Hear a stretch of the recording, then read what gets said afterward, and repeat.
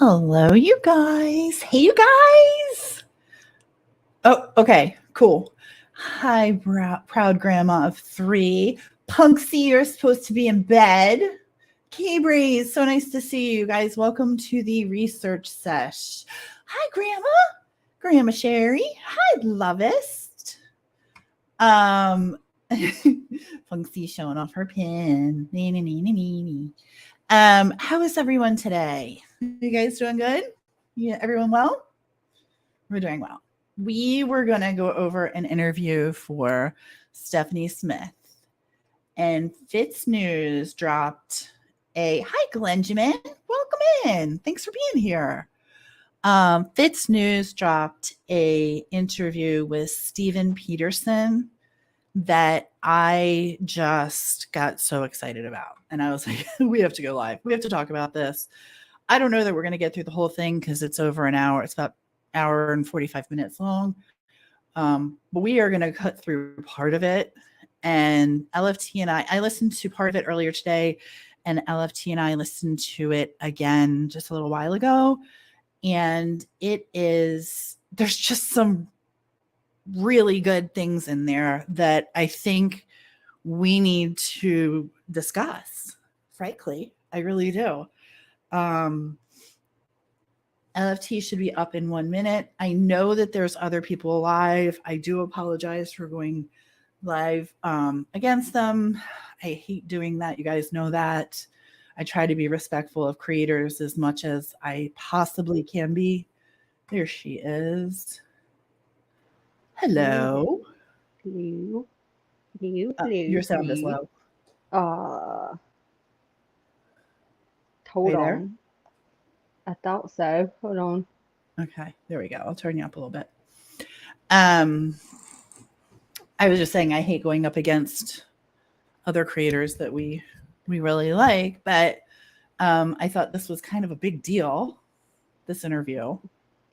It is kind of a big deal. Did you like it? Mm-hmm. Yeah. Mm-hmm. Yeah. You saw me taking notes. I was munching out. I was eating. I don't know if I saw anybody else taking notes, but I there was a lot in there. I am going to quit the foolishness and the talking, and we're just going to get down to brass tacks on this one. I'm going to share screen. And for the record, while we were just watching this together, we're like, oh my. T was like, I really want we should go live, and I was like, I don't even care if you hit live. We'll just Zoom right now and just hear us talking about it because it's that good. Grandma Sherry, that sounds good. Oh, Grandma Sherry, I hope that you can relax, and we'll try not to hoot, holler, and yell, so you can chill out and just listen. Oh, that's so sweet, K-Braze. Thank you. I try to be respectful of others' time as well. It's hard on these streets because, we share the same subscribers. So I try to be mindful. It's a respect thing. I try not to do it, but yet it's really hard to not do it, to be fair. Anywho, let me get this up on screen for you guys. This dropped late this afternoon, and Steven Peterson is a former, he's a cop, okay? He's a retired cop from all different aspects. DEA. Yes, but he's former cop from all different aspects of being a cop. And he's retired, and he went around, and I'm skipping all of that so that we can get to the good stuff here, where he tells his life story. I did put the link in our Facebook group so you can listen to it again at your own leisure if you're interested. Also, we did put the pictures of the truck in there, but we need to put the better pictures in. We just talked about that. Yes, I'll do that. And I just thought, when I heard this interview, a number of things clicked for me. And then a couple of things I was like, yes, I knew it. And then there was a couple that I was like, that's going to change things. Hi, Jen. Welcome in. Thanks for being here. Huli, you'll like this guy. He's from Boston. He's from Boston. He's awesome. I really like him. I actually really, really do like this guy. I think he's a straight shooter. And the way he tells the story, he tells it out of order, but you'll get it. You'll get it. Let me see if I can. Please post all thoughts and questions in chat, because we've got a lot too. Like, whatever you're thinking, feel free to type it out. Yeah. But so I had a lot of interviews, but really no takers, because everybody said, well, we don't really have anything. The courts are shut down. We're not doing anything. This is just him telling a story about how he got to where and then on Father's Day, I got a call, and the guy says on the phone, he says, hey, I just had a client arrested for attempted murder. You up for a challenge? I was like, who is this? I had no idea who it was. Andy Savage.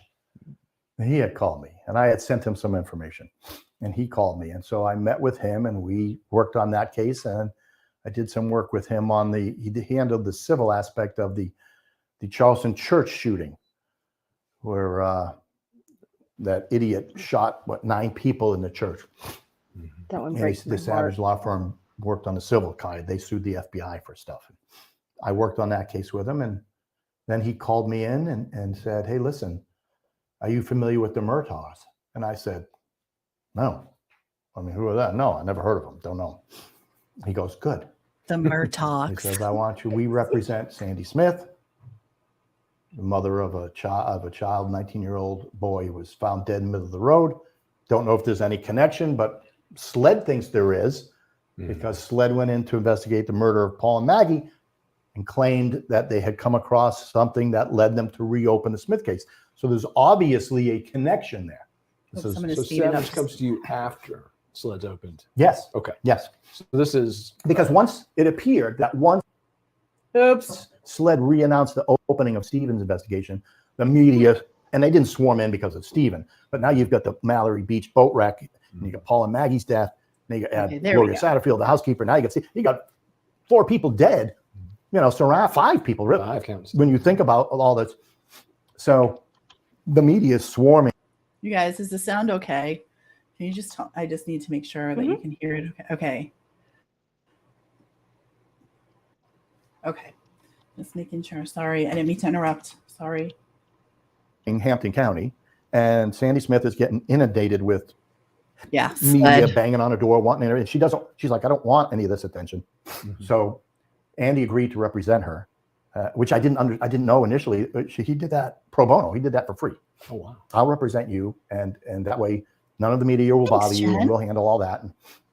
And try and find out we'll find out, and we'll try. So we all sat down, we had a meeting. But if you can just get over that. And he's got good was info. great. I mean, Andy just said, okay, Steve, you know some of the basics now. Go do.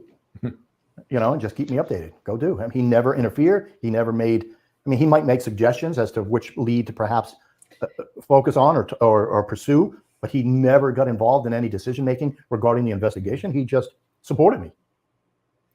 Initially, Glenjamin, I want to say that Sled thought that the Murdochs were involved. Come to find out, and we're going to learn about this in this interview, there's some things in that mate report that aren't true. LFT, was that stunning to you? Was that? Mm-hmm. Yeah. Because I was like, wait, that's not what it said. And then they were like, I know. Even no, Glenjamin, you're not a dumbass here. at all. Because actually, it's a little. They do a little sidestep here when talking about it, but it's interesting. it's definitely like this one caught me. Oopsie, sorry, I'm trying to get it back on. And take us back to your first exposure to these just horrific images from the crime scene, from the autopsy. Well, I didn't see them for months. Really? Yes, because by the time we got involved, SLED had reopened the investigation. Okay. So now it's an open criminal investigation. So nobody will share information with us. Andy's filing all these FOIA requests and so forth to try to get information, and nobody's giving us anything back. Sorry, we're unable to provide. We're not ongoing investigation. Yeah. So we were like, holy crap. Well, I went and met with Sandy, and I sat down with her in her kitchen, and she said, here's all the paperwork I have. Mm-hmm. And I've collected this. The Highway Patrol gave this to me years ago. And I've written letters to the FBI. I've written letters to Nikki Haley. I've written letters to all these people. I'm trying to get someone to solve my son's death. Nobody cares. Mm-hmm. So she gave me everything she had. But what was interesting about that is, the day I arrived to interview Sandy for the first time at her home, hours before I got there, 2 other guys showed up. Now, they had come a year previously, right? So I'm there in 2021. Mm-hmm. In 2020, these 2 idiots show up. I call them Daryl and his other brother, Daryl. I call them Daryl and Daryl. So Daryl and Daryl show up. They claim to be private investigators. Daryl thing kills They're going to solve Stephen's death. So Sandy's like, absolutely. Sandy will welcome anybody. You want to help me find out who killed my son? God bless you. Satan, come on in. I mean, it doesn't matter. If you can help me get answers, I will accept your help. So they said yes. Her. And, she just wanted somebody to help her. She doesn't even know. And she says, I have no idea. They wouldn't tell me. So they're not doing it for free. So let's figure out. So they got she gave them all the paperwork she had. She gave them everything. She gave them Stephen's iPad. She gave them I think she gave them his computer. She didn't have the phone. The phone was always kept by law enforcement, but she never got the phone back. Okay, let's just take note for 1 second, because I want y'all to pay attention to this real quick. This dude here is just some private eye scoper dude, right? Who goes in and talks to Sandy Smith. And Sandy Smith says these other 2, Daryl and Daryl, came, not really their names, but that's what we're calling them, Daryl and his other brother Daryl, came, and I gave them everything. I gave them everything. They just walked in the door, and there's my dog. Hold on a second, guys. I'm sorry. Mm-hmm. I was trying to find the FITSNEWS. I can't do. Oh yeah, I can. I'll do the FITSNEWS YouTube link. All right, sorry. So she just hands them everything that she has of Stephen's, right? God bless her. She's like, someone wants to help me. I'm gonna give them everything. But she really doesn't have any clue who these guys are. It's going to be very clear who these guys are in the next 10 minutes. You're going to figure out he's going to tell you who these guys are. But it is so interesting to me that a woman who is so torn up about her son is like, and I'm just comparing the Summer Wells situation. Like here, this woman's like, God help me. Here's everything I have and more. Here's everything Stephen had and more. And I'm getting it all to some stranger. I don't even care. Just help me. And then you have Summer Wells' parents who are like, well, I don't know. They're still waiting on this. They're still Or still waiting on the school bus. The bus hadn't come. We're all on the same fucking road. So just take note that Sandy just gave everything to these two yokel locals that came by her. Just she hands them everything. And then this Steven here rolls in about a year after and is like, hey, what's up? I want to help. She gave them, what else? The highway patrol had at some point opened the phone up Hi, Aussie. and then taken all the photographs, a select number of photographs from the phone and given her a CD with all these photographs. They said, highway patrol said there are more photographs here, but I think they were related to Steven's questionable lifestyle. This is noteworthy too for anybody who thought that he wasn't a male escort. He was. Didn't give her any of that. So she got that. No, and so these guys got all that. And then they came back, coincidentally, hours before I arrived and returned it all, with the exception of the iPad. They didn't give the iPad back. Now, when I went to interview Sandy, Sandy had already been interviewed by the SLED by then, because I got involved weeks after Paul and Maggie's. It wasn't like the day after; it was weeks after. And so she gave me the SLED agent's name and phone number that she had spoken to, and she gave me Daryl and Daryl's numbers and stuff. I would be too, Grandma. Stop. So I reached out to Daryl and just advised them, Sandy now has counsel, and you're not allowed, we're instructing you not to have any more direct contact with Sandy. If you want to contact Sandy, you must go through either myself or the Savage Law Firm, Andy's firm, go through them and arrange whatever it is, or ask questions and we'll get the answers for you, but you're not allowed to have contact with her anymore. But we want the iPad back. We want the iPad back. Oh, yeah, we'll give it to you. I love how conversational. And I called SLED and asked for a meeting with them. And I met with SLED, and SLED was very reluctant, number one, to meet with me. But I can understand that. I'm a retired guy. I'm a guy asking questions for a law firm. If I was a DEA, I never would have spoken to me. Sure. You know what I mean? I'd be like, go away. And SLED had the same attitude. And I said, listen, I'm not here to get in the way. I'm not here to hurt you guys. I'm a cop, and I'm retired. But a cop is not just a job. That's who you are. I said, I'm not here to hurt anybody. I'm not here to embarrass you guys. I'm here to find out what happened to Steven Smith. You guys can take all the credit. You guys can get all the press release. You guys can do everything. I just want to tell Sandy what happened to her son. That's all I want. That's all I want. I will tell you everything I find out. I will share everything. I will have no secrets with you. It wasn't really reciprocal. At first, it wasn't reciprocal at all. But then, and I've got all the texts. I got a text from SLED going, are you the Batman? And I said, yes, I'm the Batman. And he said, all right, my supervisors know who you are. And they've given me approval to work with you. They give me a green light to keep sharing information. I was like, keep sharing? Oh, that's being generous. So we had pretty good communication at some point. It still wasn't everything. It was like an 80-20 kind of thing. But it was better than nothing. Sure. And SLED told me they went to Daryl and Daryl's place with a search warrant because Daryl and Daryl wouldn't give them the iPad. So SLED went to Daryl and Daryl's with a search warrant and seized the iPad. And it was completely smashed. And all the information was irretrievable. This is great. The iPad. Deliberately. Yes. So like physically. So it's broken. It was destroyed. It's legit broken. This is what SLED told me. So then a couple of weeks after that. How is that not obstruction of justice? Well, or why have we not heard of people being charged? That was my point. There is a lot of obstruction of justice in the Steven Smith case. And I realized that a long time ago, but this guy in an hour and a half confirms it all the way around. Every single one.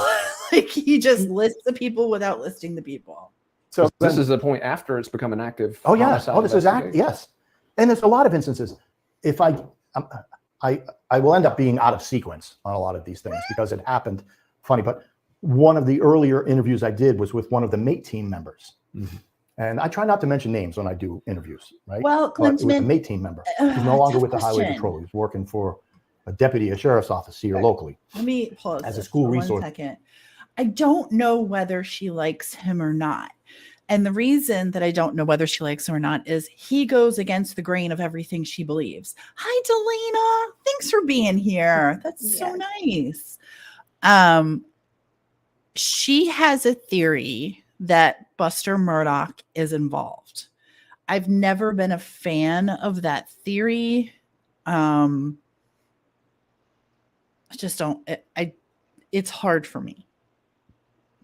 But And I sometimes think that she was almost kind of, after she originally heard on the 17th in the interview when she was like, yeah, they asked her about Corporal Duncan from Highway Patrol asked her about rumors that she's heard, and she was like, oh yeah, something about the Murdoch boys. And then she goes, whoever they are. Because at that point early on, she was stuck on, according to what she said herself. It's rumor. And then what Stephanie reiterated was like, no, she's hooked on Mark. And then I don't know what prompted her to kind of, it's just interesting. Sometimes you do have to poke a few things to make sure stuff's right. And the thing is, SLED didn't. They literally dropped the ball on this case. Every single solitary person who was involved in this case in 2015, 2016, up until recent, has dropped. They just stopped investigating. This kid, in my opinion only, didn't matter enough to them. Why? That's so not fair. That's not right. Why didn't he matter enough that they couldn't? That's 8 years later that we're having this conversation. Shame on you, SLED. That's officer. He got let go from the Highway Patrol that thread. And wanted to finish getting his years in law enforcement in for his retirement under South Carolina law. Got to have 25 years in. And so I met with him, and that was some reluctance on his part to meet with, but he did meet with me. And when I met with him for the first time, the first question out of his mouth was, "You wearing a wire?" And I was like, "What?" He goes, "Are you wearing a wire? Are you recording this?" It's like, why would I do that? Mm-hmm. You're a cop, I'm a cop. Why would I record you? I don't understand. Well, it turns out, in my opinion, all he wanted to do was sell his story.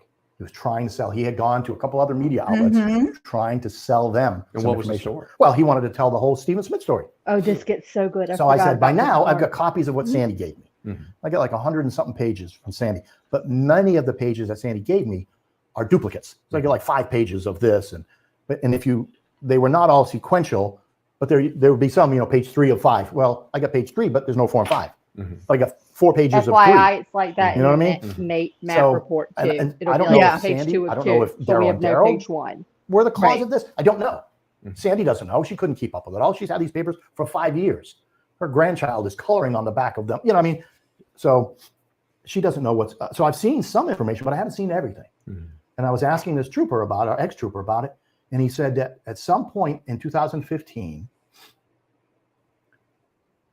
information was being leaked either to the press or to the Murtaughs about the Stephen Smith case. Mm-hmm. And the Highway Patrol's management were concerned that they've got these leaks. So they told all the mate members, according to this one trooper, pay attention. I'm actually going to rewind this 5 seconds because this is so freaking important. Yeah. And this just goes to tell you the story of how this case got so screwed up. Convoluted. Convoluted. And Ozzy hold that thought that wasn't the Murdoch first on scene. We'll circle back to that. I was purposely avoiding answering the question. Thank you for saying that. So I was like, hold it for a minute. Just bear with us. Put a pin in it. Put a pin in that Stephen Smith case. Mm-hmm. And the Highway Patrol's management were concerned that they've got these leaks. So they told all the mate members, according to this one trooper, don't put any of your written reports in the mate database. I guess they have their own internal database they store. And you really did. Instead, keep it individually on your laptop. Don't put it in the database. Someone has access to the database that we don't approve of and they're leaking information. Wow. So he said when he ended up leaving mate and leaving the Highway Patrol, he took with him reports that nobody's ever seen. He's never filed. No one's ever seen them. I was like, how can you do that, dude? How can you leave? You've got reports on Stephen's death that nobody's shared. You've never seen. But he's trying to sell them. He's trying to sell stuff. So I told this to SLED. Has that information been provided to SLED? No, I told this to SLED. Mm-hmm. I told SLED, hey, this is what I just interviewed. So SLED went and interviewed the guy. Mm-hmm. And the guy gave him a flash drive that he claims he had all this stuff on. And my SLED counterpart was saying, there are people within SLED that want him indicted right now for obstruction. Another one. Nothing ever happened. Another one. I don't know. So there's multiple people that are perverting the course of yes. this case. Oh, yes. For various reasons. Everybody has a reason. Hashtag grand jury. Has an agenda in this case. And so then another person I interviewed was, I spoke to the coroner Now, I spoke to the current coroner of Hampton County, and she was very nice to me. Very nice woman. And she said, listen, Stephen Smith was before my time. I don't know anything about it. I don't have any authority over it, really. That was my predecessor. He was fired or whatever. He's no longer here. And I said, I understand. But he had an assistant who was also fired. The assistant coroner was there at the scene with him at Stephen's death. What gets you fired as a coroner? But also I never And so I heard tracked her down that to her Washington home, was fired. The and coroner of Washington she had been fired, so she's no longer with him. Mm-hmm. Oh, this I guy's never heard full of that. little tidbits of information that we have to go back and like rework into our timeline, redo all the things. Like this fascinates me because I want to know, how does a coroner get fired? Like, what do you say that they're still alive when they're dead? Do you say they're dead when they're still alive? I feel like that's a black and white territory there. Mm-hmm. But the coroner was Washington. The pathologist that was let go shortly after this was Presnell. She was the big issue at the beginning, not necessarily Washington and Green, because I think it's Kelly Green who was the deputy coroner, and she's the other one who was out there and she took her own pictures. But I never heard of, in terms of people being all of a sudden either resigned or in terms of being fired. I never. A lot of people being fired in Hampton County. I never heard Washington or Green. I only heard Presnell, because she was the one. The whole because he was found in the road. Right. Hang on one sec. I'll hit the go button. Selena, you're so beautiful. Look at you. No. Hampton County. She's attracted. She was somewhat surprised to see me. And she was telling me all this. Yes, I've got my own pictures. I've got all this. I was like, who calls it then? You share them with me? She goes, yeah, I'll share them with you. And she went up and got her computer and came back down and goes, it's dead. They had just moved into their house a few months ago. I don't know where the power cord is for this particular computer. I can't charge it up, but I will get it. This is our link for members. Never did. I followed up with her a half dozen times. And she ended up saying, well, the county said I can't release them. And I said, why are you even asking them for permission? They've got nothing to say over this. They fired you. You're not with them anymore. You don't need their approval. These are your pictures you took, right? So but she never did. So, of course, I told that to Sled. Sled wanted to go. I think they went to interview her as well to get whatever she had.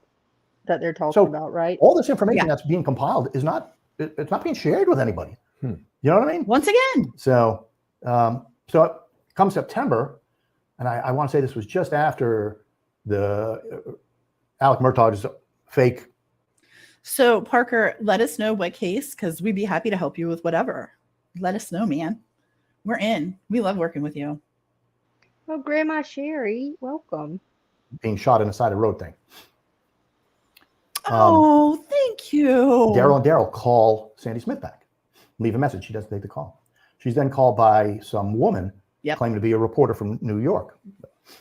And so she doesn't call her back. So she gives me this information. So I called Daryl back and I was like, listen, Daryl, you guys know we had this conversation. Not to call her.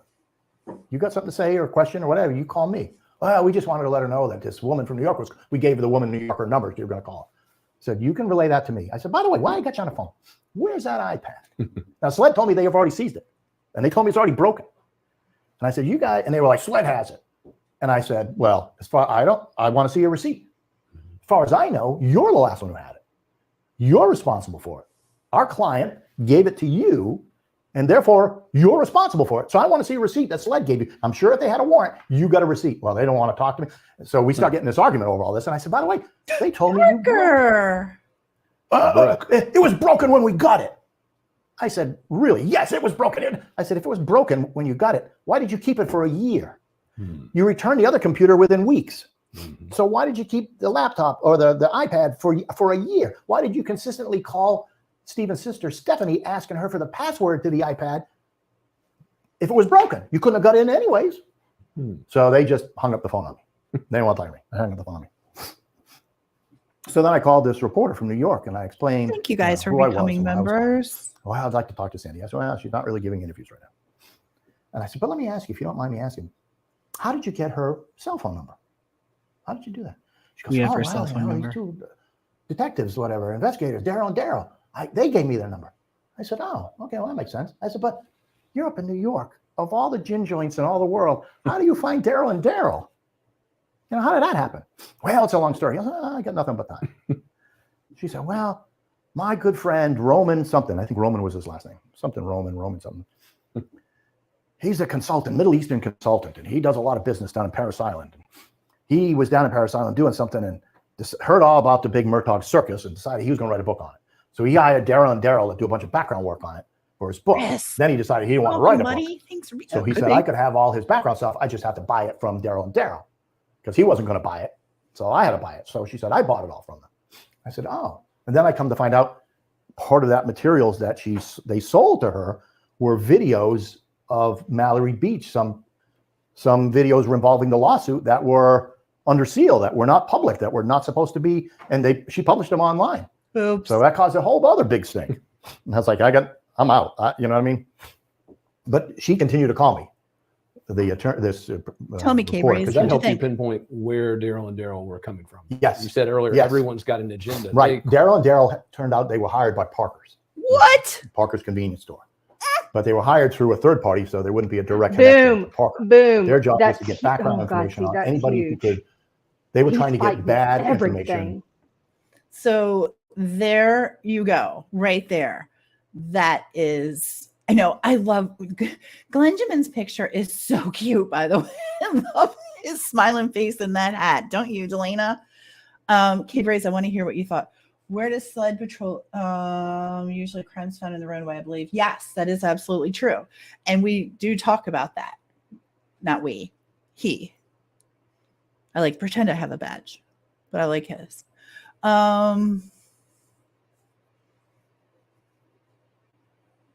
I wouldn't either. I know. Thank you so much, you guys. It's so cool to have you in here as members. We're so honored, really and truly. You have no idea. Yeah. Proud grandma. What? So Parker's convenience store, who is being sued by everybody and their mother, Mark Tinsley, and fighting it every step of the way. Every step of the damn way. Fighting it, has these two local yokels. So maybe he was putting the roadways so certain people wouldn't be the ones to investigate him and sweep it through another. Oh, that's a very interesting thought. That is a very interesting thought. So Parker's hires these guys through another attorney. Blah, blah, blah. So they can, stay a little bit removed. And here we are. Now they've broken the iPad. They're just shysters, these two Daryls. They have pictures that they won't hand over. Of Steven. Well, yes. But we also, Tia and I talked about that the other day, because I'm not saying that he was like an S. I'm not demeaning it. I'm not saying it in any other way other than the fact that maybe he did kind of keep that under wraps, but he was doing something to earn for income. So he could help pay for school. 100%. Yeah. That's what it is. That's what strippers, I said that. And I still stand by that. That's what strippers do all the time. Cash money. And, he obviously had some different identities that he used to to hide. In terms of Mallory Beach, only people left on the lawsuit are Parker. Oh yeah, that is interesting. Hey-yo.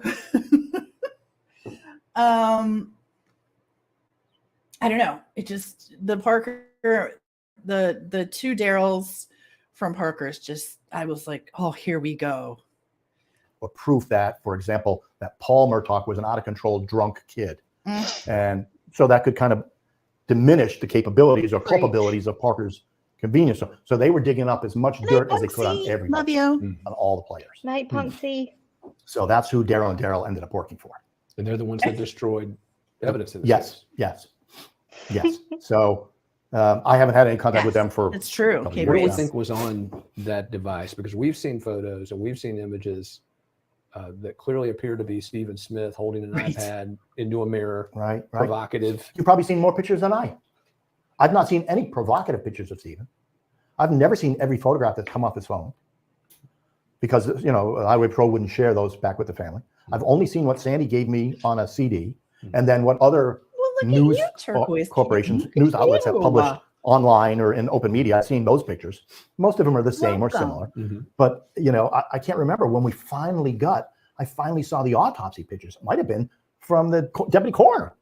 When I finally saw pictures of I think she gave me a file that had copies of the photos from the road when he was killed. Well, let's go back to those for a minute, because one of the things I noted when we looked at the Paul Murdoch, Maggie Murdoch crime scene and autopsy photos, which were incredibly difficult to look at. I can imagine. But we were hearing all this testimony during the trial about trajectories and entry wounds and exit wounds. And, you know, the defense is arguing one thing, the prosecution's arguing the other. We figured if we had an opportunity to look at the evidence ourselves, obviously not releasing it, that would aid in the process of reporting and covering it. The same thing I think is true as it relates to Stephen Smith, because these photos, one of the first things I noted is that, first of all, this kid is in the middle of this road, square in the middle of this road, not off to the side where you'd be if you're hit by a car or a window of a car. Right. What's he doing in the road? This point was interesting. Doesn't appear to be a blood trail to there. It appears as though he's literally. But you see a huge blood splatter. Correct. You see a massive blood splatter. Walk us through what you saw in the crime scene. You see a massive contusion right above what I assume is his right eye, and it's. When I looked at it, it looks to me as if he was either struck with like a 2x6 or the side mirror of a pickup truck. Big mirror. So that's what it looks like to me. You think hit and run's in play? I absolutely do. Really? Yeah. Oh, he needs to say more, because this is what confuses me. Some people, like experts in their field, are like, okay, no, like the autopsy makes sense for, you know, a hit and run kind of thing. But then I'm like, I get it, but the rest of him doesn't. Like the other evidence or lack thereof doesn't. I know. Doesn't, like, I can't. Huh? I know. Like, and the other thing that Glenjamin is saying, no splatter. I think that's my uneducated opinion, only from the last few years that I've been doing this. You've never seen the actual images, but if I did, I could tell you it was hit by a mirror or not. Oh, well, let me send you those. They're pretty aggressive. They're pretty rough. But to me, it looks like a bleed out. It doesn't look like an impact point. That's what they were saying too, because I didn't even think of it like this, even though we all know it, you know, the amount of blood that's there. Like you said, yes, it's not pleasant, but it's all, you know, it's from that, like the head wound essentially. So that means that he was actively bleeding at that time, at that scene. He was so alive. He wasn't dead. He wasn't, so he's obviously dead men don't bleed. Yeah. But that's it? Like the thing that he says about the clothes, or no, that was Kinsley that said, you know, I mean, I get it, but like his shirt isn't torn. I go back to the 2x6. That makes sense to me. But when he brings up the mirror, I was like, no, I can't.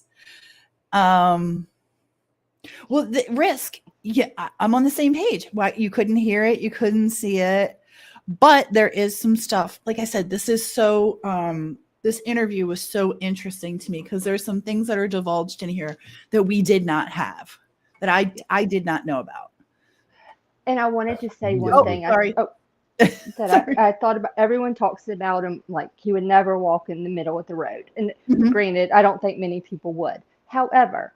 Remember, I mean, I started thinking about it. It's late at night. Remember, it's summer, or, you know, summer.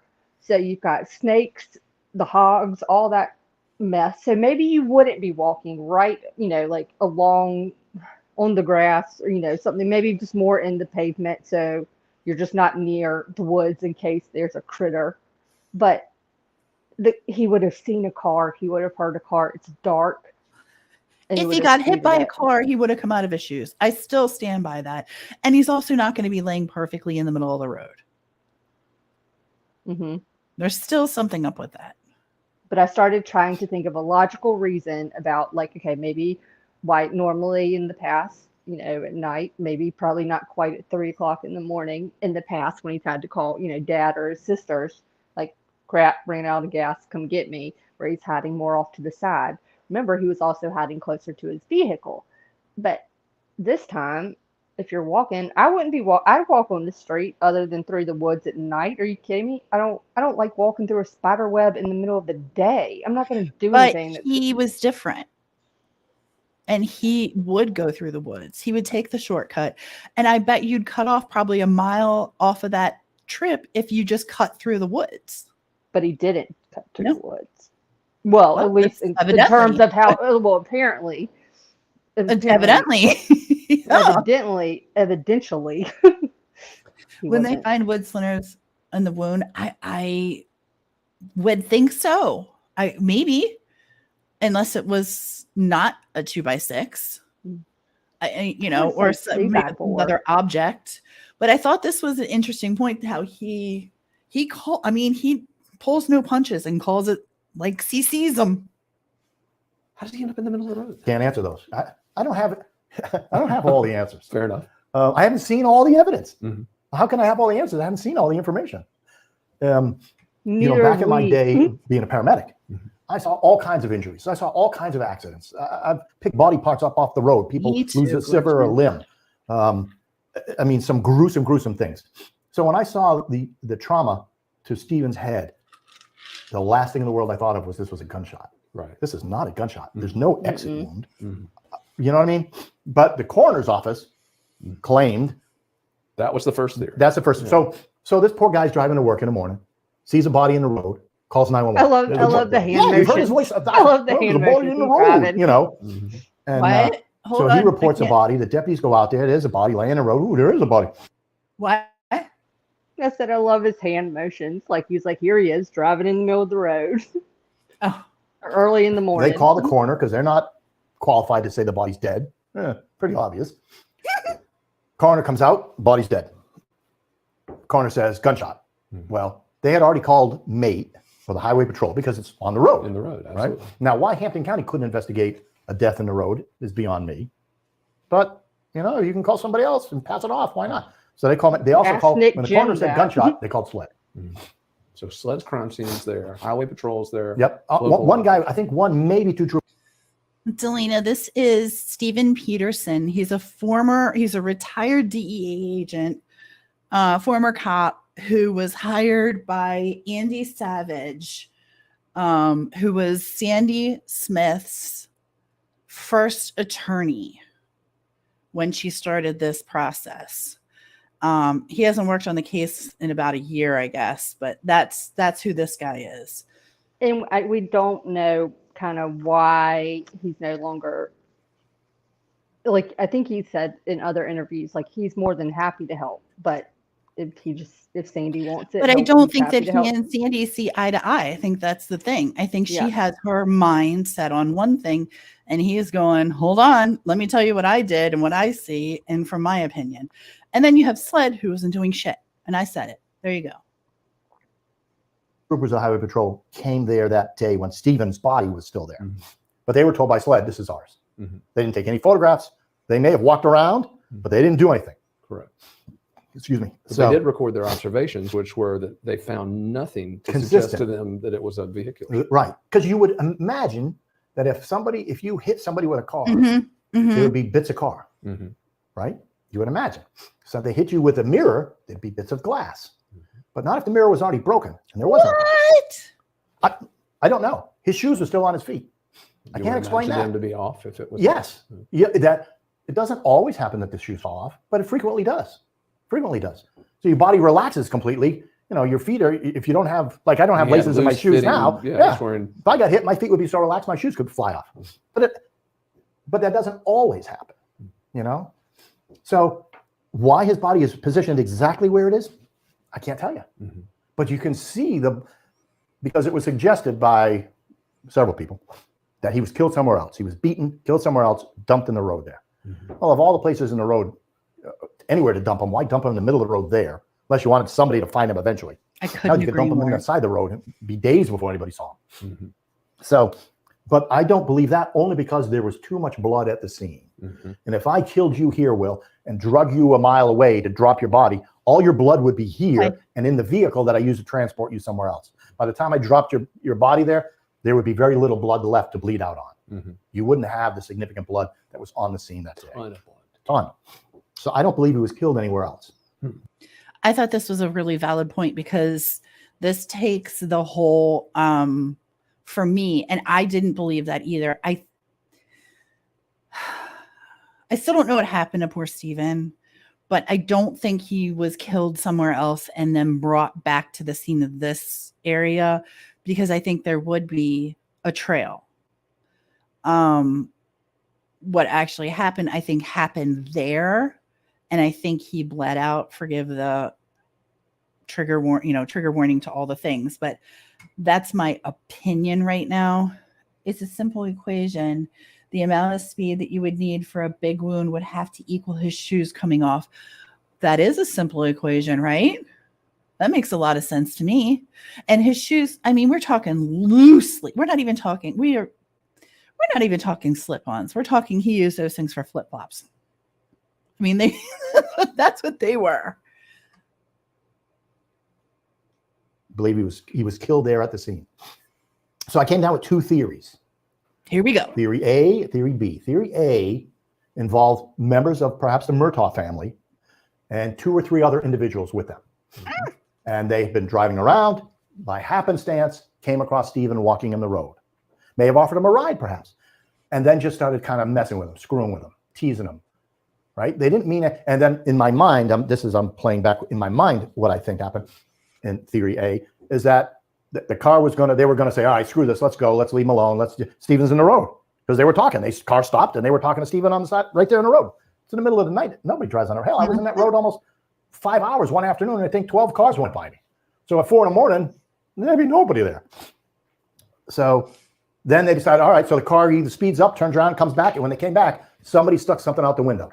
2x4, a bat, an object, struck Steven, game over. I don't think it was the intention. I think they were just trying to screw with him. I think maybe they're trying to scare him, and it just got out of hand. Theory A. Just got out of hand. So that's theory A. That's theory A, right? What's theory So B? theory B is these 2 other idiots are drunk, totally drunk. They have Here's where it names, gets good. Tulsi. Well, you've already reported on all. Well, these they're in things. the report. So yeah, but I don't mention I'll say names. Patrick Wilson and Sean Connolly. Okay. They're in their truck. Yeah, I don't allegedly talk inebriated. names, and they're Also known driving, as the 2 and idiots. bam, they hit something. What the hell we hit? I don't know. But they're so drunk, they're terrified of calling the police because they're drunk. And both of the people you've mentioned have problems with the law in the past. So they don't want to call the cops. They're like, oh, let's just get out. And they take off. And the next morning they go, what the hell did we hit? Let's go down and look. I bet it's a deer. I'm sure we just hit a deer. They go back down the road. And when they get down the road, they see the highway patrols there, the road, got the tape, the road shut down. And they learn that Steven Smith was struck and killed there. They're like, oh my God, we hit Steven. Oh my God. And let's just keep this to ourselves. Let's not say anything. But in both of these scenarios, vehicles are involved. It's Yes. a vehicle-based. Yes. Okay. Okay. So both of the scenarios, a vehicle is involved. Does anyone remember about Buster Paul being look at a gang when they're dressed up in camouflage and they would tell them no. I don't know about that. That's interesting, Hey Bryce. Tell me more. Both his theories include a vehicle, which is interesting to me because there is nothing below the head to indicate a vehicle. So I still go with he was struck with something other than a vehicle, in addition to. Because I feel like his knees, his chest, something would have taken. There would have been some kind of blunt force trauma somewhere else besides just his head. I just can't. I can't. I am a firm believer in, and I'm just going to tell you this right from the get-go so when you listen and you hear it, where I stand, doesn't matter. May not be true. I long to hear what you guys and where you stand, but I'm a firm believer in theory B. And the reason is, and he's going to explain some of this, he did say that they had a long history with law enforcement. We showed you that. I can even pull up a screenshot of their records and the speeding and the drunk driving and the attempted murder and the things like that they were involved with. So theory B is where I hang my hat. I don't hang my hat on he was hit by a car. I mean, I've shared all this with SLED. I've given them specific names. I've told them these are the people. But SLED is just recently, as I want to say late March 2023, they've told Sandy Smith's new lawyers, well, we don't believe it was a vehicular strike. And in fact, told them you don't have to dig Steven Smith's You don't have body to up. exhume the body. We accept that it was not a vehicular strike. Well, we accept that he's dead. I don't know that, and maybe you know better that they exempted the possibility of a vehicle strike. I don't know. I don't. Yeah. They may know more than After me. looking at the pictures, it's hard to exempt it. Yeah. So, but those pictures are never going to be no released because they're so graphic. Yeah. So like the no. So how do you walk that line of showing people without showing them? Right. You're asking them. Well, you know, it's take their word interesting. for Obviously, I knew nothing about Steven. I've never met the man. Don't know him. I think the world of his mother. I feel horrible for what she has gone through, not knowing. I think that she has been played by a number of people for a variety of reasons, all for self-serving agendas. And I don't know that she'll ever get the answers she wants. I sat down with her on more than one occasion. Once, well, never mind that. But I sat down with her on more than one occasion, and I explained to her, this is what I believed happened. This is who I believe killed your son. This is Me too. the way it happened, in my opinion. And I explained it to her. And I also said, barring something unusual occurring, I don't know that anybody will ever be prosecuted for this. Oh, wow. Because there's no told her physical. that. I did. Yeah. And she said, I'm okay with that. Really? I'm okay with, as long as I just know. As long as I know, I'm okay. I understand. I said, I wish someone could be prosecuted. Someone should be prosecuted for this. But I don't know if that's physically possible based on where we are today and what we know I now. hope so, Glenjamin. In God, the The future, real we reason might for learn. that is time. Yes, primarily. It's been, at the time, it was 5 years after Steven was dead. Now, I went and interviewed a lot of the people that I've given names to SLED. When I was looking for people, as an example, when I was looking for people in Theory A, damn. one of the first things I want to do is I want to talk to Buster Murtaugh.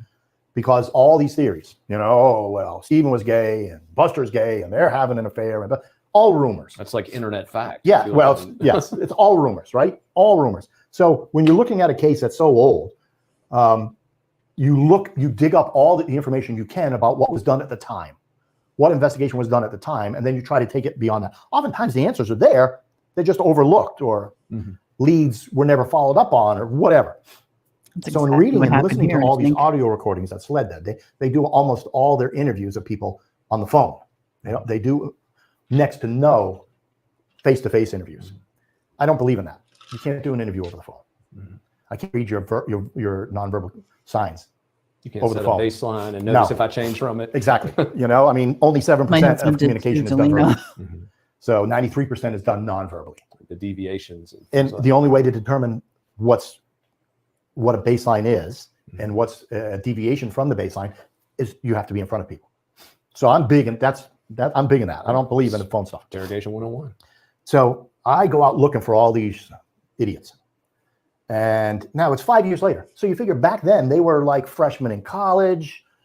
Some had just graduated high school, some were out of high school a year or so. I But thought it's this right was around that age. fascinating. They're either 19, 20, 18, somewhere in that window. Hell, Paul was like 15 or 16 at the time. But the most part, they're all in that age. Well, it's 5 years later. So if they were in college, they've graduated. If they didn't have a job by then, they've got jobs, at least they should, now. Right? So try to find any of these people now, very difficult. But I find almost all of them. But no one's ever home. You go and knock on the door, and I live here in Charleston. Everybody's 2 hours away. So I drive there. I spend hours driving from point A to B, knocking. I try that several days in a row, different times, see if I can catch anybody. I can't ever seem to catch anybody. So I revert back to, all right, I'm going to stick a business card in the door. Now, my business card has got the DEA badge on it. And it says Steven Peterson, Senior Special Agent, Department of Justice, retired. But no one ever reads the Kicked out of retired thing. college, right? Fine print. They don't see the fine print. They see my name and they see the badge, DEA. So everybody calls me back, thinking this is a drug investigation of some kind. And as soon as I mention Steven Smith, Some people freak and panic and will not talk to me and hang up the phone on me. Some people agree to meet with me and then change their mind and never meet. Some people agree to meet with me and then text me and say, I'm not participating. So, I mean, so the people that I really want to talk to, I can't talk to. I called Murtaugh Law Firm. Back then it was PMPED or whatever it was. And I wanted to speak to Buster. I wanted to interview Buster. Well, this was right after his brother and his mother were murdered. Right. Talk about bad timing. You know what I mean? So I call and I asked, I would like to set up an interview. I assume you're representing him since you're family. Or if you're not, you can tell me who might be and I can go through their lawyers. And they say, no, Buster is not giving interviews. We're not talking to anybody. But I just assumed it had to do with the murders of Paul and Maggie. So I didn't really push it because I can understand. But I couldn't talk to him. It makes sense. If in theory, everybody is pointing a finger at Buster. In fact, he feels so compelled, he has to make a statement recently that I had nothing to do with it, unequivocally uninvolved. And this is the first statement you're ever making? And it's nearly 8 years later? I mean, come on. So, but the other people, some people would talk to me, and a lot of people were terrified to talk to me. Absolutely terrified. I can't talk to you. I can't talk. I'm like, what are you afraid of? I'm not afraid of anything. Oh, come on. I mean, you can tell when talking to people. The long arm, they didn't want to talk. Some did speak to me, but all they could do was say, well, I heard this from Will. I don't have any first-hand knowledge. I got it all from Will. So I go to Will. Will, tell me about this. I'm not talking to you. You know, so I'm hitting all these dead ends. Very frustrating. I'm relating all this information back to SLED. I'm telling SLED everybody I've spoken to. I'm telling SLED whoever I have spoken to exactly what they're telling me. Well, why don't they haul these individuals before a grand jury? Grand jury. Well, in panel. We'll get to that. I'm glad you were okay. So initially, SLED says, you know, I tell them that, you know, I've interviewed all these people. I've got all this information. We talk about the iPad being broken and Daryl. We talk about all this. And SLED says, we think there's a connection between Steven's death and perhaps some of the people that Steven was seeing based on rendezvous arranged online. You know, indicating that there's some type of relationship with other people. And I said, well, I don't have his iPad. I've never seen his phone. I don't have access to any of his phone records. You guys do. But now you figure it's 5 years after the fact. The phone companies don't keep those records that long. They might have toll information, which shows what number you dialed, the billing information. But it's not like they can do it out. Sped up. They're going to show you the towers that pinged, so we can tell you where people were. But he still talks really Either fast. That technology didn't exist back then, or they didn't keep any of the records that you could pull that back up again and recreate it. So SLED says, we're going to pursue all these things, these relationship leads. And he said, we found out that Steven had several alias names that he was using online and a variety. He's an escort. Yes. He's a homosexual male escort. Yes. We're going to, and so I was like, okay, all right. And I said, so there it is, confirmed. Like, people have been speculating. Oh, nay. I thought you were in bed already. Oh, you sweet girl. Good night, and thank you for at least just stopping in. That was really sweet. For those who thought he may not be a male escort, for those who thought that wasn't really a thing, there you are. It's confirmed. He was. Several different aliases. Apparently, when whomever got his phone, the iPad, and downloaded all the pictures, they did not download every picture and give it to Sandy Smith. They edited the pictures. They only gave her the ones that were not for solicitation, if you will. I'm going to use that word. Or that were something that a parent wouldn't want to see of their child. So thank God they did that. Proud grandma of 3 says, I wanted to say hey, and she loves her melts. They smell amazing. Yay, of course they do. And let's drop that link. Understand Steven Smith keeping it on the DL and doing it because the money could, well, right. Of course. There is Needy's link for music notes. Make sure you use Decipher Rocks for 20% off your entire order. It is an honor that she does this for us. So order lots of things. You won't be sorry. And ask her about some of the things that she just made. Because she's got some things that she, oh, you should have been, I know. You should have been asleep a long time ago. She's got some really cool fragrances out that are new. Sorry, going back. I said, well, I came across a couple of aliases as well. One alias they had, a second alias I gave them, they had never heard of. So they're like, okay, well, that's a new one. I said, well, they're going to run with it. So in the meantime, I'm now, but then Sled says, also, just so you know, we have proof that Buster and Paul were not even in the county on the day Steven died. And I was like, what kind of proof? What do you mean proof? Well, can't say. This is the 80-20. So they have told you that during the course of their investigation, they've excluded Buster and Paul. This is what they told me back then, 2 years ago, 18 months ago. 2 years ago? Yeah, back in 2021. Yes, they told me this. And I was like, okay, so, all right, well, if what you're telling me is true. That would be pertinent information. Well, yes, it was, because of that, I stopped pursuing Theory A, because they just told me Theory A doesn't work because your main players aren't there. So I pursued more Theory B. And I went to the home of one of Theory B players. And I interviewed him. Now, I put a card in his thing, and he called me. And I said, I want to talk to you. What do you want to talk about? I don't talk on the phone. I want to talk.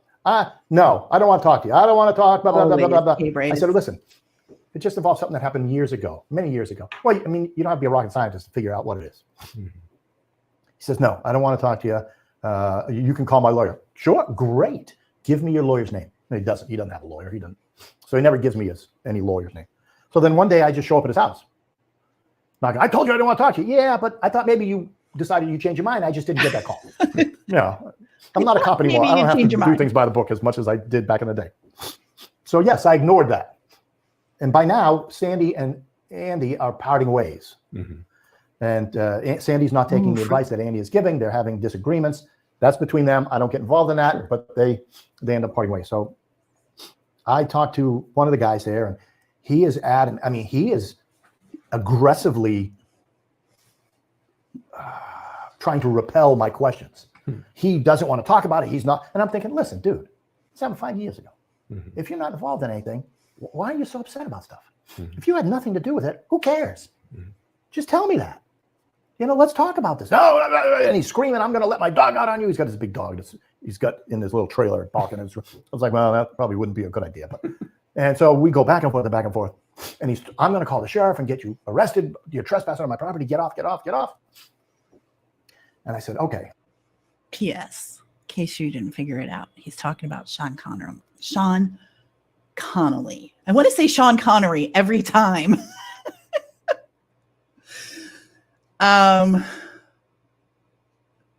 Yeah, I wanted to make sure you guys knew that. So he's out in his little trailer with his big dog, and this guy just decides to go visit him. All right, I'm leaving. I said, but I've seen pictures of your truck that were taken the day after Steven's accident, and I've seen the damage. Now that's a total lie. I'm about to say, that sounds like a bluff. No, it totally was. Totally was. I haven't seen those pictures. He goes off. He goes absolutely off. No, I told the police that was a deer I hit that day. And I was like, you told what police? Who did you tell? I don't remember. Highway Patrol, Hampton County. Let's narrow it down to that. I don't want to talk to you. Get out. And he stops. I'm afraid he's going to become violent at this point. So I do leave. I take some pictures of his car, but it's not the same car he had back then. Right. So. And this is obviously Sean Connery. Yeah. Well, this is one of the people that were mentioned in your book. Well, of course, I call Sled as I'm driving away. And I'm like, son of a bitch. I said, this SOB's done it. This guy's done it. Really? This is the driver. This is the guy that killed Steven. I said, I'll bet money on it. And so I was like, just really? The response, the reaction. Yes, absolutely. People. Did you get that? Did you get that? These two idiots, we're going to call them the two idiots, that were out screwing around, that have records, a mile long at 16 years old, 17 years old. He goes and visits, and the guy is violent, like just short of violent, just short of kicking him off the property, calling the police. Call my lawyer. I don't have a lawyer, but you can call my lawyer. Call my phone. Oh, okay. You're finally back. Okay. No, literally, I had my ears in, and I was like, "No, seriously, where's my phone?" And it was under something. So we just hit. Did you hear this? Where he just described going to Sean's place and Sean kicking him off the property, and Not to mention Sean and all the. Wait, is it Sean? Which one had the murder? A charge, the murder charge. No, that's Sean. That's Sean Conley. Sean, yeah. No. Hold on. I gotta pull my Wait, damn. I got it. Do you have it? I'm looking right now. No, I think that's Patrick Wilson.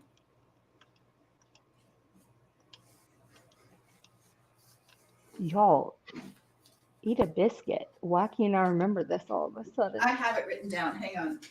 Get it. No, Delana, seriously, I've been like, oh my God, I'm back, I'm talking, but like I can't even call Tia to be like, can you help me find my phone? Patrick Wilson is the one who had assault and battery. Okay, thank you. That's what I thought. I went through those two files with a fine-tooth comb, and I did. Actually, I can show you guys. Oh, okay. I just found out where I have it mapped out too. Because his were dropped, and were those charges downgraded or dropped in 2016 or 2018? 28. He was charged in 2015. I'll pull it up in just a minute. Just let me get it and I'll pull it up. Hang on 1 second. Apparently I am too, Delana, because I was just literally, I was like, I can't even call her to be like, I can't find my phone. And the iPad people who have nothing to hide nothing. If I were to go back 5 years and pick somebody from your town, you're in Columbia, I assume. If I were to go back 5 years and pull a name out of a paper in Columbia, somebody was killed, and said, Will, I want to talk to you about this guy who was killed in your town 5 years ago. You would go, I don't know anything about that guy. Right. Well, but I think you might. So let's sit down and talk. Maybe, because I'll bet you if we really talk, you'll find out you have more in common with this guy. You may work next to him. You didn't even know. Things are coming you didn't even know. Oh, if you had nothing to do with it, you go, oh, okay, well, maybe I can help in some way. You wouldn't become violent. You wouldn't be, get out of here. People. I'm thinking in my head right now about the image of sicking my dog on you, which we've got a dying 14-year-old lab, and then we've got a little dorky. Well, so I don't think either one of those are going to scare you. No, I have a Chihuahua and a 16-year-old English or Australian border collie who's deaf. So neither one of them would. Let me ask you an important question, though. We were just speaking of what you were told by SLED about Buster Murdoch and Paul Murdoch not being in the county at the time this happened. Right. Connolly, or the individual. Yeah. When you gave that information to SLED, right, did you ask them about his whereabouts or the whereabouts of the other individual? No. Or have they told you anything about their whereabouts? After I told SLED about the people in the car, the two drunk idiots, SLED wanted to know how I got their names, how I came across them. I told them. That's embarrassing. They're in the mate report, absolutely. They're in the reports. You just got to read through the stuff. And that's where I got their names. And I tracked them down, and I can't find this other guy. I'm looking for the second guy. Haven't been able to find him. He's jumping from couch to couch, to place to place. His stepfather hasn't seen him in a long time. They're not communicating, so it's like, then, and they call me back maybe in the day or two after this, and they just say, hey, just so you know, we've expended all our leads on the escort aspect of this investigation, and we've come up with nothing. We've exhausted all leads. It leads nowhere. We don't believe any of that is a part of this. I was like, okay, I didn't think it was part of it anyways, but okay, I didn't know. There were a lot of names in his black book. There are a lot I'm of sure names there were. on that iPad. I'm sure there were. I haven't seen any of them. I haven't seen the black book. I haven't seen the iPad. I haven't seen all this stuff. So, so that says we've exhausted. So we're going to focus on the guys you're looking at. And when is this? September, October, November 2021. So this is within a few months of them reopening the or opening. Yes. Formally opening. Yes. So I said, well, good for you. Well, the next thing I know, they pick up one of the guys, not the driver, pick up the other guy, and they interview him. They're convinced he's concealing information. They want to polygraph him. He's agreed to a polygraph, and then he changes his mind and doesn't show up for the polygraph. So then, and it's funny because going back, again, I told you I was going to jump around because stuff happens. It's a complicated case. When I first sat down with Steven's mom, she didn't tell me practically anything about this Mark Bickard guy. She didn't really mention him at all. And she just said he was some guy who showed up at the funeral claiming to be his boyfriend. She goes, that's bullshit. He had nothing. They didn't see each other. Well, I was like, well, didn't he pay for Steven's phone? You know, well, he was just taking advantage, you know, blah, blah, blah. God bless. Sandy doesn't want, who wants to acknowledge that their son might have this other darker side? You know, might be involved in things that most people would frown upon. Who wants, I'm a dad. I don't want think about my daughters that way. There you go. You know, so that may be selective. I'm only getting what she's telling me, you know, and she's only telling me what she wants me to follow. So I don't know anything about Bicard, except that I've heard all the, now I'm getting I've got copies of all the audio. Now I've got copies, I believe, complete copies of the mate reports. I've got all that now. And I'm reading through it sometime for the first time. And I can't remember where I got it all. The Highway Patrol may have finally responded to a FOIA request and gave us everything. But it took a long time. We got a letter from SLED saying, we got nothing, we'll give you nothing. So, because back then they weren't involved, right? Sugar snap. So the Bicard interview was done by the Highway Patrol. Right. So you listened to that interview. Yeah, listen to the whole thing. Tell me. And I was like, well, one of two things. This guy's either a nut job, which is what he sounds like, or there's some reality to it. So I started looking into him, and of course he left South Carolina 6 months or so or whatever after Steven died, but he was staying at various places. He's a self-professed escort guy involved in the, you know, that kind of business.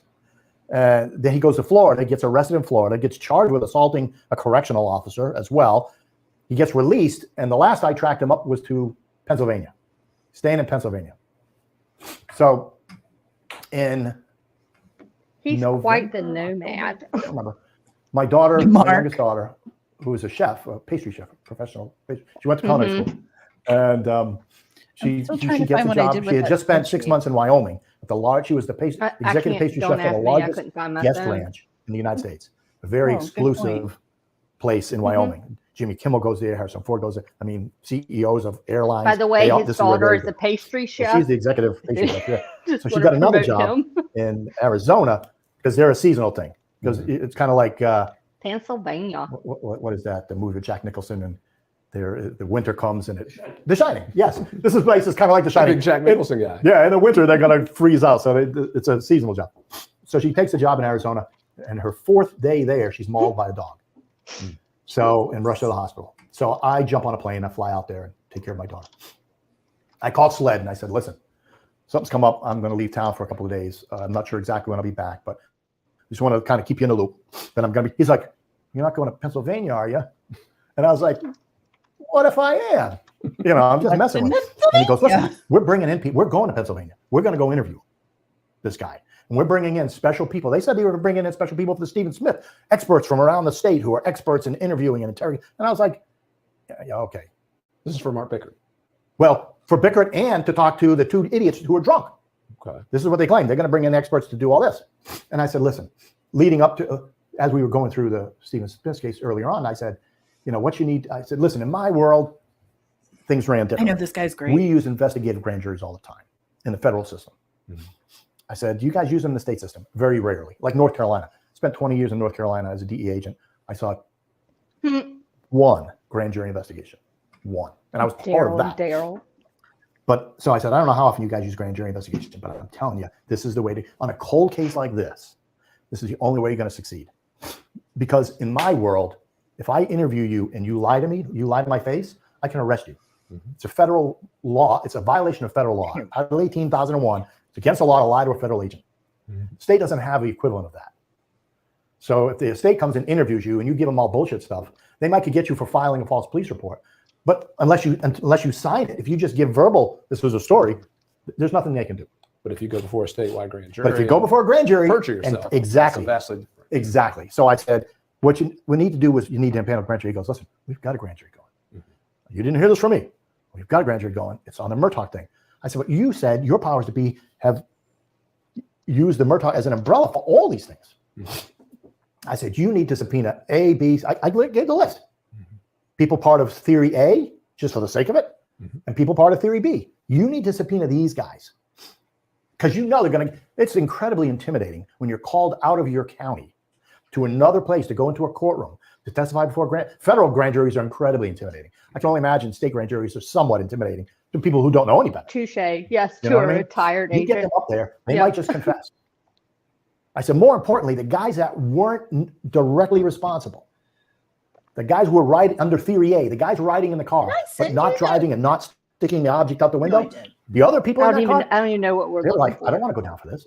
They think they've gotten away with this. It's been 5 years and no one's asked them a question. And then out of nowhere comes this old fat bald DEA guy asking questions. What the hell is this all about?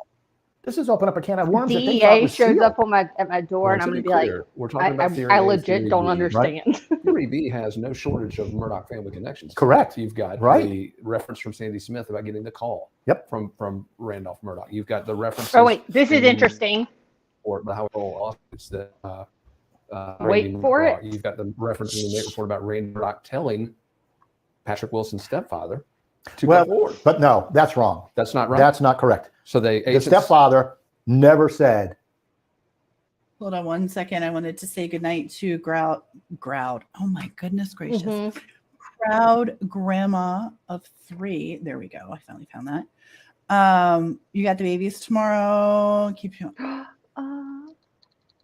Oh no. Okay. Actually, we will be sending you our love and prayers. If everyone could send some good thoughts to Proud Mama, to the, her daughter. If we could just send some love, that'd be cool. Please keep us posted, Proud Grandma of 3, and let us know how she's doing and how the baby's doing, and if we can do anything to help. I can lie to a retired agent all day, though. Right? I know. Sorry. Okay. We got to rewind this for a second because this is good shit right here. This is where I went boom. It was sealed. Well, to be clear, we're talking about theory A, theory B. Right. Theory B has no shortage of Murdoch family connections. Correct. You've got Right. the reference from Sandy Smith about getting the call. Yep. From Randolph Murdoch. You've got the references in the mate report by the Highway Patrol about lawsuits that Randy Murdoch brought. You've got the reference in the mate report about Randy Murdoch telling Patrick Wilson's stepfather to go forward. But no, that's wrong. That's not right. That's not correct. So The stepfather never said, Randy Murdoch told me to call. What? But that's in the report. Yeah, I know. Interesting. He claims, no. I said a lawyer told me to call. He told me the lawyer's name. Who was it? I don't mention names. Told me the lawyer's name, but he's adamant it was not. Was it Randy. Mark Tinsley? No. Interesting. No. Okay. But Y'all caught that, right? Can really? Well, I cut was that. gonna be like, am I not gonna unmute? Are we really gonna? We're not going to let that go. Oh, hell no. Go ahead. Okay. Say your piece. Oh, My Delina first sending piece is- prayers up. Hold on one second. Yeah, my first piece Um, is where's the heart emoji on your damn computer? So I was trying to send a heart to Proud Grandma. Oh, yes, we're sending prayers. Sorry. Okay. So Randy Murdoch never told Daryl to call the sled. In the report, it actually says, and I quote, I'm actually looking at Nick Jen's transcript too right now to see if he mentions Randy. Corporal Wrong. Duncan on 12/18/2015, Daryl Williams' stepson Patrick Wilson told Daryl that Sean Connolly struck, being the driver, Steven Smith. Patrick told him in confidence, then moved out. Patrick attended the Christian school, blah, blah, blah. Daryl would not answer any more phone calls. Daryl was told to call by Randy Murdoch. This guy says, nope, did not happen. Wait a minute. And I'm looking in Nick Jen's interview right now because he's the one that relayed also that information on to Corporal Duncan in December of 2015. That's what I just said.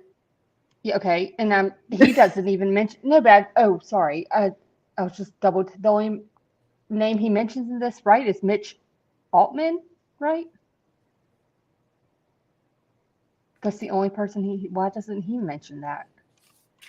Damn. Sorry, I didn't mean to repeat.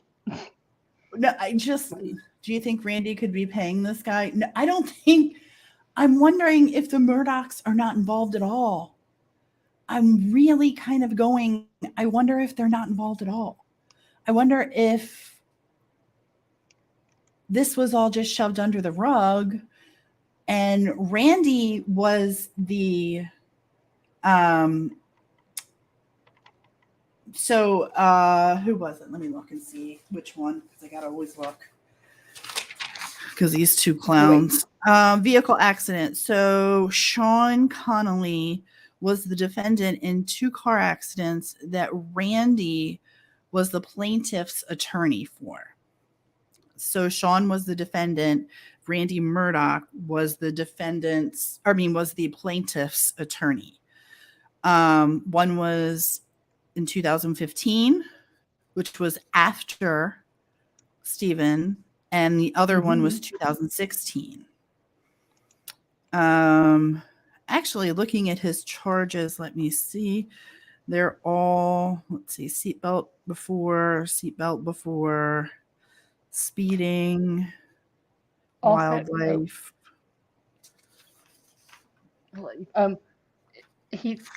Jen told Duncan it was supposedly the mirror. And I'm literally, because I typed it out. And I got Mitch. I sent him the pictures of the truck that he was driving. Duncan says, okay. And that he would have been driving that night. But I'm pretty sure, I want to say I sent everything to Mitch. And then Duncan says, Mitch, and he goes, Mitch Altman.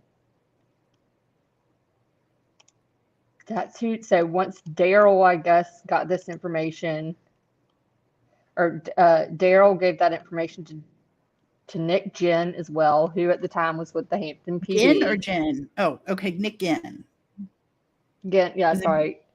Okay. Ginn. I have to say Jen, I was like, otherwise I kept. Sorry, my bad. This is why I have to call like the Matt. I apologize. I'll be better about this. Otherwise, I kept calling him Nick Gunn, and like I kept. For some odd reason. I thought you were saying Jen. That was my mistake, because I was like, who is Jen? Like Jen, Gin. Like gin and tonic. Yeah. Right. Like I got you. That was my mistake. I said, heard with your accent something different. That's how we get away with stuff here in the South. But no, I just thought that was interesting, because you're right. He doesn't even mention him saying, like I talked, because apparently Daryl got in contact with him too. Daryl, the stepfather, and then he's relaying all this, but he doesn't mention Randy, but he does say that he sent everything he had to Mitch Altman. And what's eerie is that Mitch Altman, I believe, is related to, actually, do not take this for a fact, we all have to triple check this, but if y'all should know the name Altman from another case. Let's just put it that way. They're all, nothing in a bad way. I'm just saying it's an eerie connection. It's very possible they weren't involved. The Murdochs being at the scene so quick is sketchy, along with Paul and Buster not being in the county. Well, remember, at the time, Buster might have been at college. It is easy to pile on them. It's very easy. Paul may have been at the beach, and actually Jen's dropping our link for memberships. Bottoms up, bitches. Shots. I'm speculating on the boys, but I don't know that the Murdochs are involved in this. I really don't. Like, I just can't get behind blaming them because they're there. These are ambulance chasing attorneys, and I use that very, very loosely when it comes to them. See, when I think of ambulance chasing, I think of, like, well, I can only speak for my state. Their last name is Edwards. But at the same time, but it was a totally different. It's like ambulance chasing, but like there's something different between North Carolina and South Carolina. How so? I guess. Describe, because I'm not understanding what you're saying. Because I think every time I think of ambulance chasing, and I'm not knocking them because I do know members of this family, and by the way, I like some of them, adore some of them. They're all great. But John Edwards, he was always like the way that he would take cases, and then he used it like for political motivation. Tell me he how. used it as like the political motivation, and it was legit. Like, it wasn't to control a situation or to make money off of, or like to profit and steal, like deceitfully steal. Like, you would profit from it legitimately by taking the case and actually seeing it But through. that's what ambulance chasers do. They're just first on the scene. Okay. So not all of them are Alec Murdaugh. That's true. So you're tangling up too many things in a ball there for what I like. It's simpler than that. So Randy and Alec are personal injury lawyers.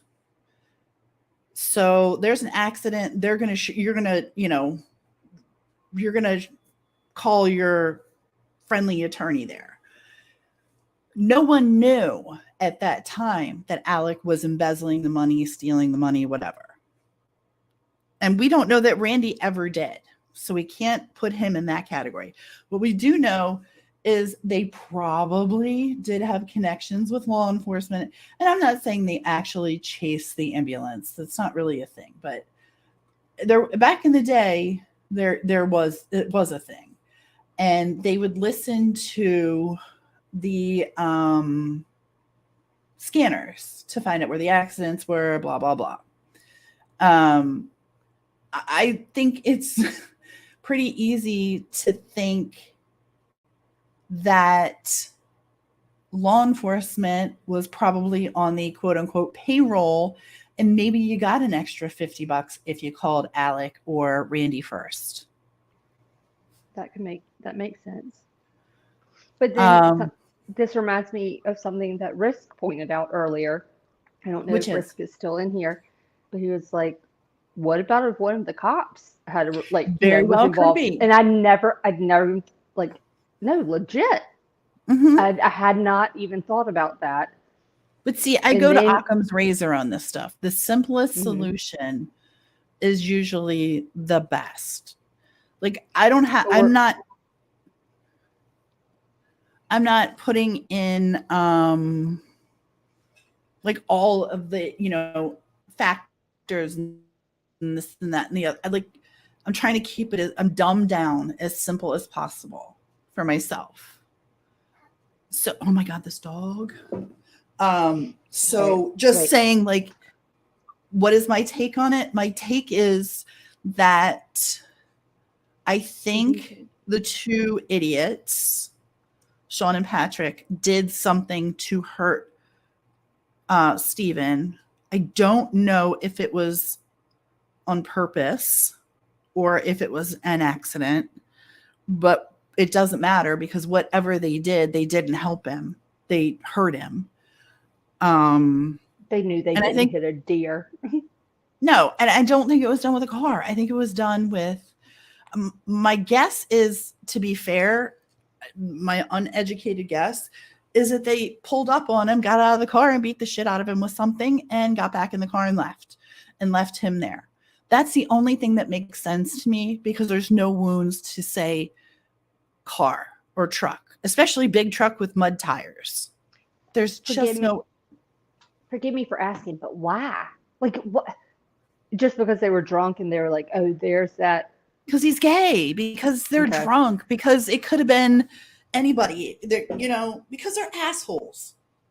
Okay. Because they're bored. I don't know. We don't think like that because that's not in our nature to do something like that.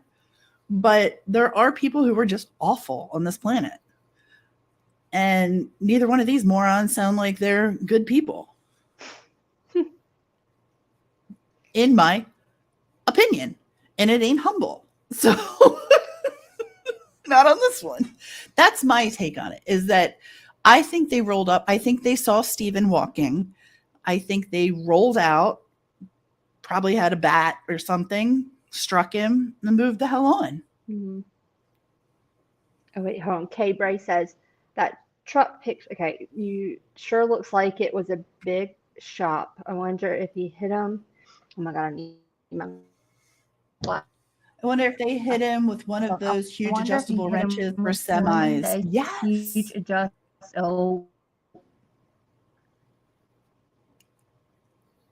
He could have been talking to the driver and saying, because that would be a kind of a clean cut too, right? Like say you whack him on the head. Mm-hmm. Mm-hmm. And also the cut was from the front. So just imagine getting out and hiding whatever form of weapon you have at your side and then just batter up. You pinged But him. here's the thing. I'm starting to think they didn't hit him from the car. I don't think they That's hit what I'm him in saying. the car because the car would be driving. Yeah, he was on. I think someone was out. You're right, and it's like at the end it was just like a whack, and then they're like, "Oh, F!" Jump in the car and you bolt because I think he rolled up. I him. think they rolled up on him walking in the road or walking whatever, and he talked to him for a second, and somebody just. I'm speculating. He could have turned his head. That's true. Yep. Mm-hmm. But my theory is that he heard them. He rolled up on them. You know, they rolled up on him. I keep saying it vice versa. And probably got out of the car. Somebody got out, hit him, and they took off. Because otherwise, and I think it's based on the. I think it's sadly that simple. And I don't mean to make it sound trivial because it's not by any stretch. But I don't think it's as complicated. No, the cover up, I think the reason that the cover up is where it can become more, if we're not careful, can become more complicated. But in terms of how Steven fell, like if we take that for like, boom, right there, that's where it happened. If they're saying a car, if someone was, if a side view mirror hit them, then congratulations. That person was driving on the wrong side of the effing road and the passenger side mirror hit them to take them down the way it did. I don't buy that because, and I don't think the driver was like, here, hold the wheel. And I'm driving on the, like. No, I think he would have moved too. You would have heard the engine. You would have heard the tires. You would have, and we're going to get to, Mark, whatever, and his, his theories and talk. What if someone robbed him of his car? What? Of his car right there, took his wallet, car only made. I mean, that's possible. I am wondering if the car is a problem for me. I haven't quite been able to figure out why he got out of the car. I do know that this guy confirms that there was cellular issues out there and that Mark did call him and they do have record of that. So that's interesting too. I've been playing chicken with other chicken. If it was that simple, his mother shouldn't have had to suffer. I agree. And they aren't. And the way his cars wear, I do know if you, in some of the pictures now that I've seen it, different times of the year, I believe, if I'm not mistaken, where he kind of pulled off on the side of the road, and remember the hood's kind of facing more into the brush or to the grass and woods, right? Like he didn't. If I'm running out of gas and I pull over on the side of the road, or I'm having car trouble, you know what I mean? It's like you go off. It's like getting pulled by an officer. You just either you pull far enough off the road, but you're still parallel with the road. Do you know what I mean? Like. It's not like you turn, you're like, oh shit. And you're like, I'm going to park my car right here in these. I just don't like the way the car is positioned and the distance between the car and where he was found. Delana says, please, she's lost on the cover up part. Could you explain that to her? In terms of, okay, what I meant in terms of a cover up, I meant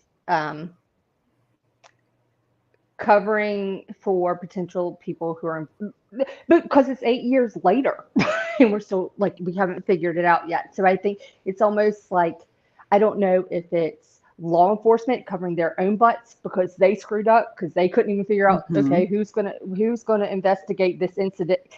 Don't even qualify it as a homicide at that point. I'll give them the grace, even though I think you should go into any kind of situation and kind of assume, go with, worst case scenario and work your way out. Don't be like, oh, this is a nothing. But seeing that they couldn't even delegate the powers of investigation to the right departments. And I think that's a mess. That's a stain on LE as a whole. Do you know what I mean? Like, so you have to backpedal and then kind of Benjamin, that's an interesting thought.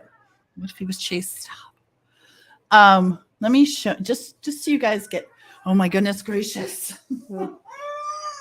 Sorry, I know I'm doing it. I kind of forget that we're on a live right now and not just on Zoom talking. So I should probably keep some of my thoughts to myself because I know I'm doing a subpar job of explaining. But then in terms of cover up, if you want to know my honest opinion, I don't go to Buster so much at all anymore. My thoughts are in terms of, oh my God, what about if someone who either intentionally or unintentionally hit this guy, hit Steven, say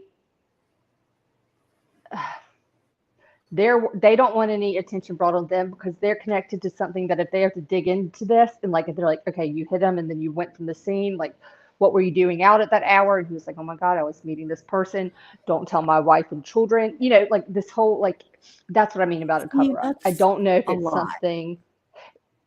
I know, and that's what I'm saying. I know that's a lot, so that's one of the far-fetched things. But I don't know enough yet to not take that off the table. I can't not consider it, and that's just me personally. Here is, let me just show you guys this, because I think I put this in Facebook, but I may not have yet. These are their records. If you look, it's speeding, accident, speeding, open container, seatbelt, unlawful, open door, window tint, speeding, suspension, but not DWI, trespassing, speeding, wildlife hunting, seatbelt, vehicular tire violation, which I don't even know what that is. But look at the addresses. That's what I have noted here. And the addresses are right down the street from where Steven was found.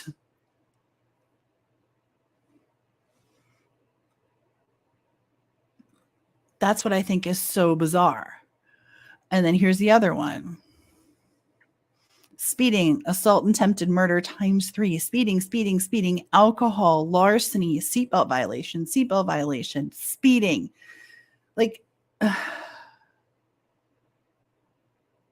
just trying to show you that, look at the addresses here, 6995, 7305, Sandy Run Road, all in that area. All in that area. Now, according to here, during 2015, he was at the Wade Hampton Drive area. But also, if you look down here, he failed to change his address. So who knows where he was living at that point in time. So let me just take that off now. And I'll put this in the Facebook group so you guys can take a look at that. And LFT, like, I support what you're saying as far as, like you said, I can't, hold on. Nothing's working. Sorry. I support what you're saying about having a difference in opinion on that. I cannot get my mouse to work. We're just going to take it right off.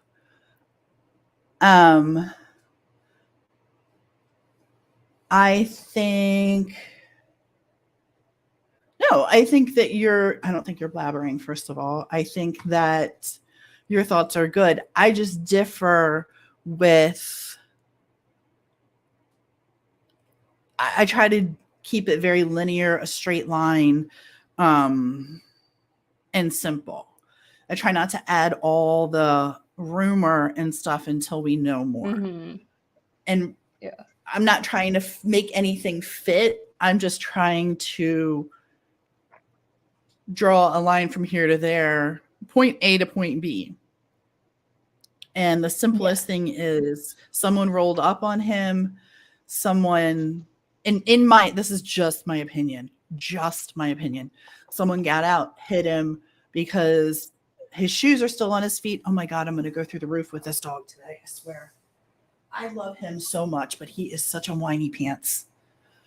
And I just think that, being hit, knocked back like that makes sense to me. The shoes are still on. The knees are bent. Like he just literally tipped right over. And they hop back in the car. And that's why there's no debris from the car. There's no swerving because there was no swerving. They stopped. They slowed down. They saw him in the road. They didn't even spin out or burn rubber trying to leave the scene. No. Is that okay?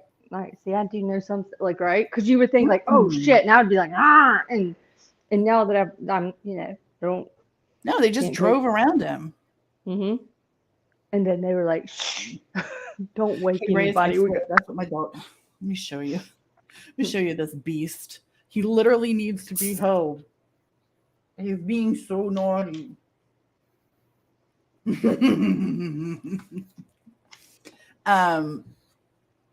Sorry, I am all shades of ready for bed. And we weren't even really going to go live tonight, but when we saw this interview, we were like, okay, go. No, but I have to be honest. What this whole live, especially since I lost my phone under a sheet of college rule notebook paper and all my fascinating comments, I was like, we really got to do like a members only live for real and just do like a serious talk session and like map crap out.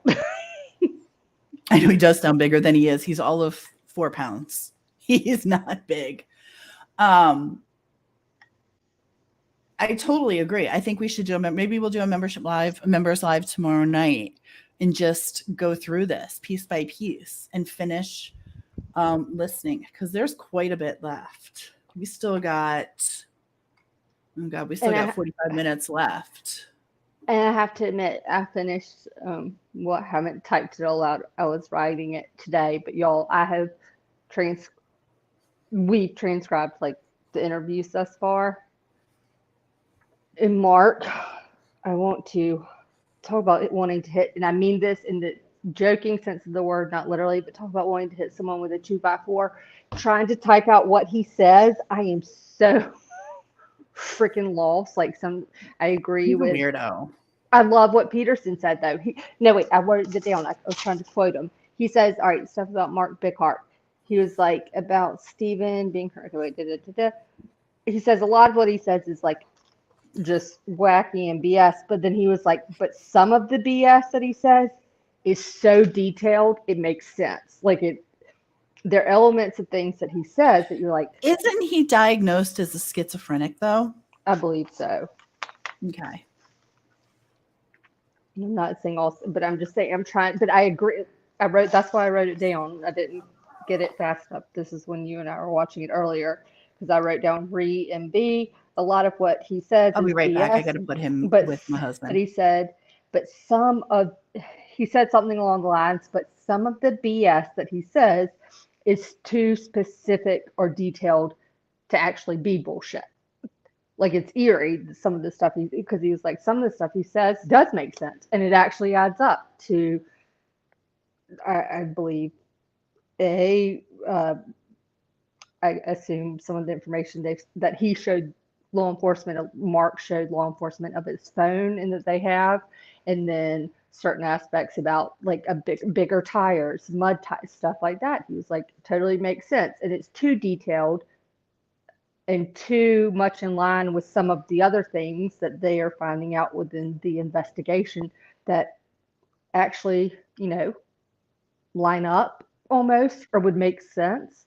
But then some of the stuff is so out of left field that you're like, wait, why are we at a football game now? We were just talking about a potential hit and what the hell?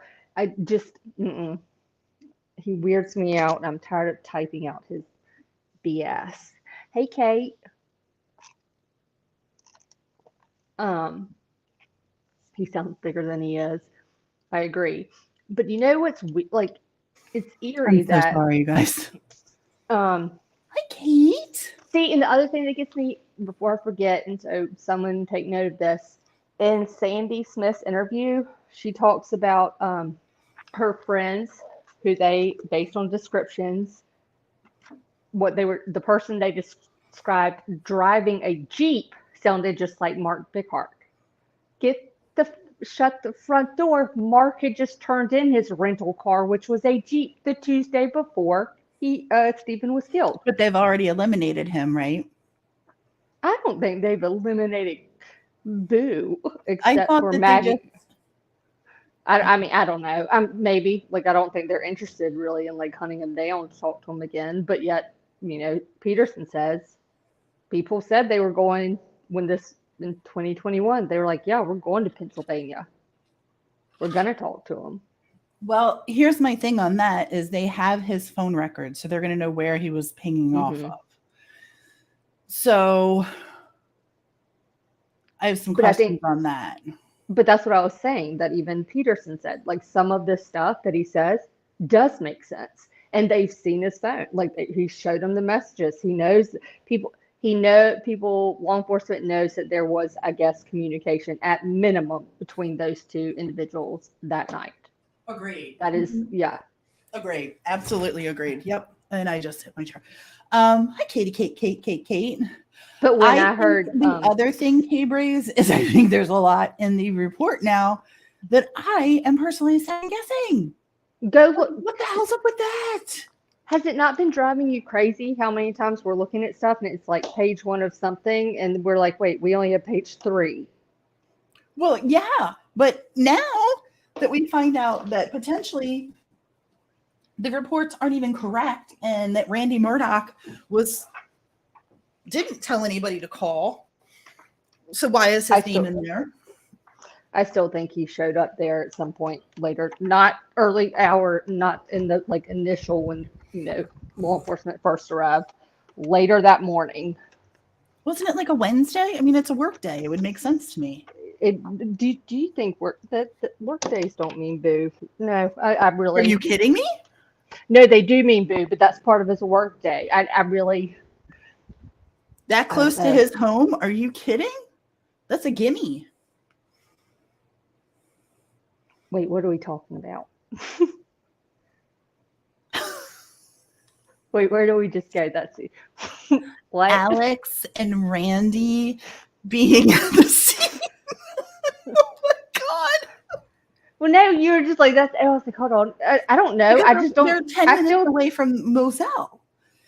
I'm sorry. And you get a tip that there was an accident 10 minutes away from your house.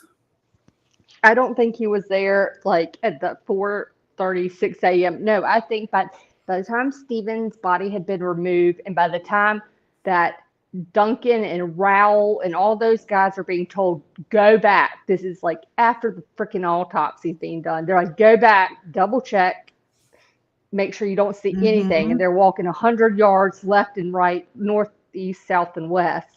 I think around that time, and when there's like just a handful of officers out there, taking pictures and looking for evidence, that's when I don't think it's out of left field that Randy would have been there. Everyone has said, I don't think that's necessarily bullshit. That's just my opinion right now. Yeah. You're smelling your wax melts. What flavors did you get? I just ordered a whole bunch. I'm so excited. Hold on, there was something else I wanted to tell y'all too before I forgot. So yeah, actually maybe tomorrow night we will do a members only and we'll just keep going through this. That was my question, Jen. Would you be able to go back to sleep, Kate? Maybe get off, turn all phones, devices off, turn over, go back to sleep. Don't listen to us. Hold on. Oh, we need to look up. Someone note this name down. James Eddy. Someone as in me? I mean, like literally, I don't, anyone. Hold on. We do the work. James Eddy.